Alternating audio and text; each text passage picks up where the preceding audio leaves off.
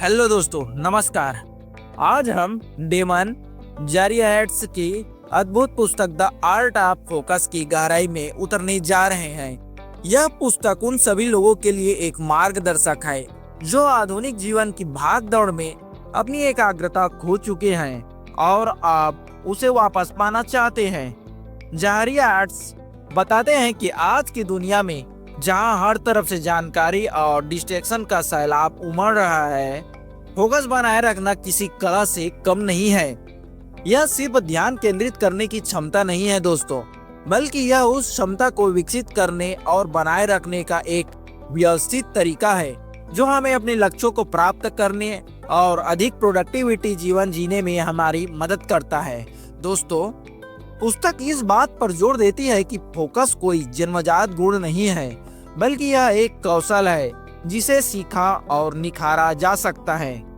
लेखक हमें सिखाते हैं कि कैसे हम अपने मानसिक विकर्षणों को पहचाने, उनसे निपटे और एक ऐसी प्रणाली विकसित करें जो हमें लगातार अपने सबसे महत्वपूर्ण कार्यों पर ध्यान केंद्रित करने में सक्षम बनाए। यह पुस्तक आपको मुख्य विचारों, व्यवहारिक रणनीतियों और अंतर्दृष्टि से परिचित कराएगा ताकि आप भी फोकस की कला में महारत हासिल कर सके। तो आइए इसको समझते हैं। भाग 1, understanding the lack of focus, मतलब फोकस की कमी को समझना। दोस्तों, आज हम एक ऐसे युग में जी रहे हैं जहां जानकारी की अधिकता और डिजिटल डिस्ट्रैक्शन का अंबार लगा हुआ है। स्मार्टफोन, सोशल मीडिया, ईमेल और अंतहीन सूचनाएं हमें लगातार अपनी ओर खींचती रहती है, जिससे हमारी एकाग्रता खंडित होती जाती है। लेखक बताते हैं कि फोकस की कमी सिर्फ आलस या इच्छा शक्ति की कमी नहीं है, बल्कि यह हमारे आसपास के वातावरण और हमारी आदतों का परिणाम है। आखिर फोकस क्यों महत्वपूर्ण है? दोस्तों, फोकस हमारी प्रोडक्टिविटी, रचनात्मकता और निर्णय लेने की क्षमता के लिए बहुत ही इम्पोर्टेंट है। जब हम फोकस करते हैं तो हम कार्यों को अधिक कुशलता से पूरा करते हैं, बेहतर विचार उत्पन्न करते हैं और सही निर्णय लेते हैं। ठीक इसके विपरीत, फोकस की कमी से काम अधूरा रह जाता है, तनाव बढ़ता है और हम अपने लक्ष्यों से भटक जाते हैं। आइए जानते हैं कॉमन डिस्ट्रैक्शन के बारे में। दोस्तों, लेखक बाहरी और आंतरिक दोनों तरह के विकर्षण पर प्रकाश डालते हैं। जैसे बाहरी डिस्ट्रैक्शन जैसे नोटिफिकेशन, ईमेल, फोन कॉल, सहकर्मी, शोरगुल, अस्त व्यस्त कार्यस्थल। आंतरिक डिस्ट्रैक्शन जैसे चिंताएं, तनाव, मल्टीटास्किंग की आदत, अधूरे कार्यों का विचार, नकारात्मक विचार। दोस्तों, लेखक बताते हैं कि जब हम बार बार डिस्ट्रैक्शंस के शिकार होते हैं तो हमारा मस्तिष्क डिस्ट्रैक्शन लूप में फंस जाता है। यह लूप हमारी एकाग्रता की मांसपेशियों को कमजोर कर देता है, जिससे फोकस करना और भी मुश्किल हो जाता है। आइए चलते हैं दोस्तों भाग 2 की तरफ। भाग 2 में हम जानेंगे फाउंडेशन ऑफ बूस्टिंग फोकस के बारे में। दोस्तों, फोकस बढ़ाने के लिए कुछ बुनियादी सिद्धांतों को समझना हमारे लिए आवश्यक है। लेखक इन सिद्धांतों को हमारी नींव के रूप में प्रस्तुत करते हैं। पहला, अपनी प्राथमिकताओं को जानें।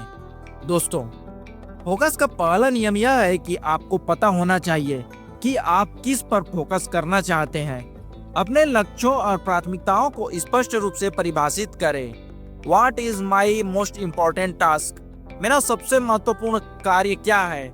जैसे प्रश्न अपने आप से पूछें। जब आपकी प्राथमिकताएं स्पष्ट होती है तो आप अनावश्यक कार्यों को त्याग सकते हैं और अपना समय और ऊर्जा सही दिशा में लगा सकते हैं। सेकंड, एक बार में एक काम करें, मतलब सिंगल टास्किंग। दोस्तों, मल्टीटास्किंग एक भ्रम है। हमारा मस्तिष्क एक समय में एक ही कार्य पर प्रभावी ढंग से ध्यान केंद्रित कर सकता है। जब हम मल्टीटास्क करते हैं तो हम वास्तव में कार्यों के बीच तेजी से स्विच करते हैं, जिसे टास्क स्विचिंग कहते हैं। इसमें समय और ऊर्जा दोनों व्यर्थ होती है। लेखक एक कार्य को अपनाने पर जोर देते हैं जिससे आप एक कार्य को पूरी एकाग्रता के साथ पूरा कर सकें। तीसरा, डिस्ट्रैक्शंस को हटाएं। दोस्तों, अपने कार्य वातावरण में डिस्ट्रैक्शन मुक्त बनाना आवश्यक है। डिजिटल विकर्षण जैसे फोन को साइलेंट मोड पर रखें, अनावश्यक नोटिफिकेशन बंद कर दें, सोशल मीडिया और ईमेल को निश्चित समय के लिए शेड्यूल करें। ब्राउजर में केवल आवश्यक टैब खोलें। भौतिक डिस्ट्रैक्शन जैसे एक साफ और व्यवस्थित कार्यस्थल बनाएं। शोरगुल से बचें। हो सके तो हेडफोन का उपयोग करें। मानसिक डिस्ट्रैक्शन दोस्तों, यदि मन में कोई विचार आता है जो वर्तमान कार्य से संबंधित नहीं है तो उसे तुरंत एक नोटपैड में लिख ले ताकि आप उसे बाद में देख सके और आपका दिमाग उस पर अटक न जाए। चौथा है निश्चित सीमाएं निर्धारित करें। दोस्तों, दूसरों को अपनी एकाग्रता भंग करने से रोकें। अपने सहकर्मियों, परिवार और दोस्तों को बताएं कि आप कब काम कर रहे हैं और कब आपको डिस्टर्ब न किया जाए। यह मुश्किल लग सकता है, लेकिन यह आपकी उत्पादकता के लिए बहुत इम्पोर्टेंट है। चलते हैं हम अपने भाग 3 की तरफ। भाग 3 में फोकस बढ़ाने की रणनीतियां और तकनीकों के बारे में बताया गया है। दोस्तों, पुस्तक कई व्यवहारिक रणनीतियों और तकनीकों को प्रस्तुत करती है जिन्हें हम दैनिक जीवन में लागू कर सकते हैं, जैसे पोमोडोरो तकनीक। दोस्तों, यह एक समय प्रबंधन विधि है जो आपको 25 मिनट के गहन कार्य करने की क्षमता प्रदान करता है। इन सत्रों में काम करने के लिए आप 5 मिनट का छोटा ब्रेक लेने के लिए आपको यह प्रोत्साहित करती है। 4 पोमोडोरो के बाद एक लंबा ब्रेक, जैसे 15 से 30 मिनट तक काम करें फिर 5 मिनट ब्रेक ले। यह तकनीक मस्तिष्क को केंद्रित रहने में मदद करती है और बर्नआउट से आपको बचाती है। सेकंड है टाइम ब्लॉकिंग। दोस्तों, अपने दिन को छोटे छोटे समय खंडों में बांटें और प्रत्येक खंड को एक विशिष्ट कार्य या गतिविधियों के लिए आवंटित करें। एग्जाम्पल के लिए सुबह 9 से 11 बजे तक रिपोर्ट लिखना, दोपहर 1 से 2 बजे ईमेल का जवाब देना। यह आपको यह जानने के लिए मदद करता है कि आपको कब और क्या करना है और अनावश्यक कार्यों से भटकने से आपको रोकता है। थर्ड है डीप वर्क।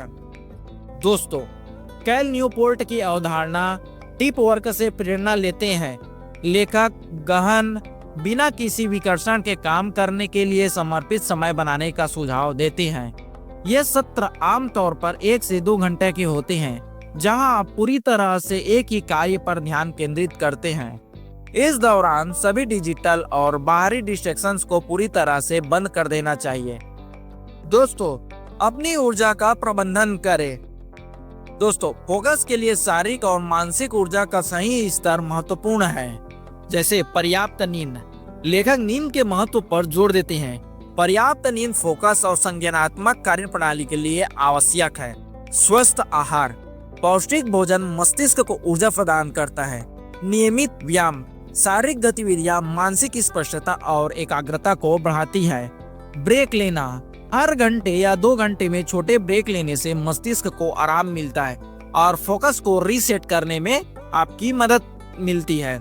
5वां है नो कहना सीखें। दोस्तों, अपनी सीमाओं को पहचाने और उन अनुरोधों को अस्वीकार करना सीखें जो आपकी प्राथमिकताओं के साथ संरेखित नहीं होते। नहीं कहना आपकी समय और ऊर्जा को उन कार्यों के लिए बचाता है जो वास्तव में मायने रखते हैं। 6वां है अपने दिन की योजना पहले से बनाएं। दोस्तों, पिछली रात या सुबह सबसे पहले अपने दिन की योजना बनाने से आपको स्पष्टता मिलती है और आप अपने लक्ष्यों को प्राप्त करने के लिए तैयार रहते हैं। अपने सबसे महत्वपूर्ण कार्यों को पहचानें और उन्हें अपनी योजना में सबसे पहले शामिल करें। अब चलते हैं हम अपने भाग 4 की तरफ, आंतरिक विकर्षणों पर काबू पाना। दोस्तों, बाहरी डिस्ट्रैक्शन को हटाना एक बात है, लेकिन आंतरिक डिस्ट्रैक्शन से निपटना अधिक चुनौतीपूर्ण हो सकता है। आइए इसी को हम समझते हैं। पहला है माइंडफुलनेस और ध्यान। दोस्तों, माइंडफुलनेस अभ्यास आपको वर्तमान क्षण में रहने और अपने विचारों और भावनाओं को बिना निर्णय के देखने में मदद करता है।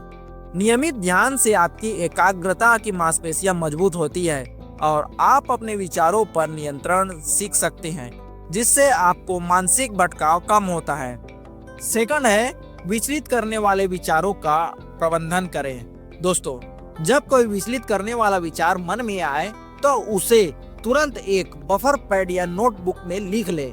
इससे आपका मस्तिष्क यह जान जाता है कि उस विचार को नोट कर लिया गया है और आप उसे बाद में देख सकते हैं, जिससे आप वर्तमान कार्य पर वापस लौट सकते हैं। तीसरा, अवॉइड परफेक्शनिज्म।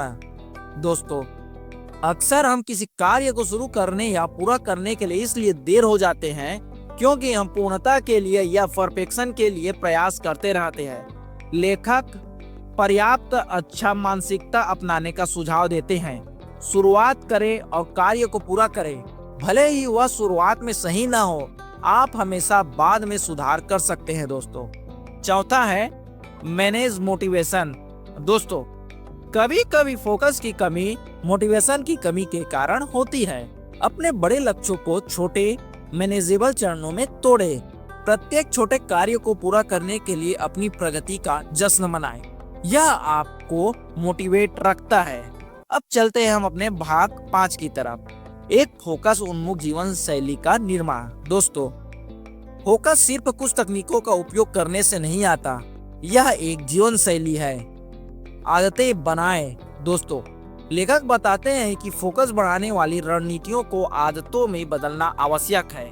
छोटी शुरुआत करें, लगातार अभ्यास करें और धीरे धीरे इन आदतों को अपनी दिनचर्या में शामिल करें। सेकंड है अपने प्रदर्शन को ट्रैक करें। दोस्तों, अपनी एकाग्रता के स्तर और प्रोडक्टिविटी को ट्रैक करें। कौन सी रणनीतियां काम करती है और कौन सी नहीं, यह आपको अपनी विधि को अनुकूलित करने में आपकी मदद करेगा। Use technology wisely. दोस्तों, प्रौद्योगिकी को अपने स्वामी के बजाय अपना सेवक बनाएं। एप्स और टूल्स का उपयोग करें जो आपकी उत्पादकता में मदद करते हैं, लेकिन उन पर निर्भर न रहें। डिजिटल डिटॉक्स के लिए समय निकालें। अगला है नियमित समीक्षा करें, रेगुलर रिव्यू। दोस्तों, नियमित रूप से अपनी प्रगति, लक्ष्यों और रणनीतियों की समीक्षा करें। क्या आप सही दिशा में जा रहे हैं? क्या कुछ बदलने की आपको जरूरत है? यह आत्मचिंतन आपको ट्रैक पर रखता है। पांचवा है स्वयं के प्रति दयालु रहें। दोस्तों, फोकस बनाए रखना एक सतत प्रक्रिया है। ऐसे दिन भी आएंगे जब आपका फोकस कमजोर होगा। उस समय खुद पर कठोर न रहें, गलतियों से सीखें और अगले दिन बेहतर करने का प्रयास करें। आत्मदया और धैर्य महत्वपूर्ण है। दोस्तों, डेमन जारियाट्स की द आर्ट ऑफ फोकस सिर्फ एक किताब नहीं है, यह एक व्यवहारिक मार्गदर्शिका है जो आपको आधुनिक दुनिया के डिस्ट्रैक्शंस के बीच अपनी एकाग्रता को पुनः प्राप्त करने और नियंत्रित करने के लिए आवश्यक टेक्नोलॉजी प्रदान करती है। यह हमें याद दिलाती है कि हमारा समय और ध्यान हमारी सबसे कीमती संपत्ति है और उन्हें बुद्धिमानी से उपयोग करना ही सफलता की शांति की कुंजी है। पुस्तक हमें सिखाती है कि फोकस सिर्फ एक कौशल नहीं बल्कि एक आदत है जिसे नियमित अभ्यास और सही रणनीतियों के साथ विकसित किया जा सकता है। बाहरी विकर्षणों को नियंत्रित करने से लेकर आंतरिक मानसिक भटकाओं पर काबू पाने तक लेखक एक व्यापक दृष्टिकोण प्रदान करते हैं। यह स्वीकार करना महत्वपूर्ण है कि फोकस की यात्रा एक सीधा रेखा नहीं है, इसमें उतार चढ़ाव आते रहेंगे।